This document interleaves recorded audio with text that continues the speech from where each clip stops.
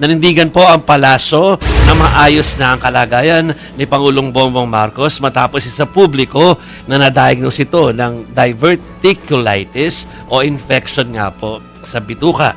Ayon kay Palace Press Officer Claire Castro, dumalo na ng meeting si PBBM at back to normal na rin ang mga activities nito.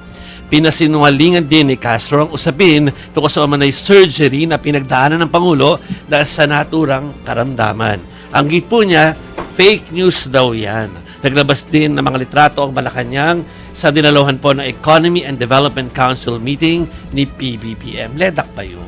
Iba. Iba, no?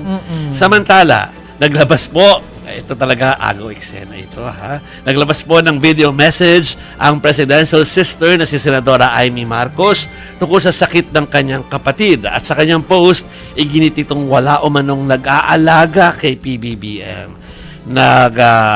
Pangaral pa nga ito sa Pangulo na unahin daw munang alagaan ng sarili at talikuran na raw ang lahat na nakapaligid sa kanya sa palasyo. Ang hirit ng senadora, wala raw sa mga yan ang nagmamahal ng tunay sa kanyang kapatid.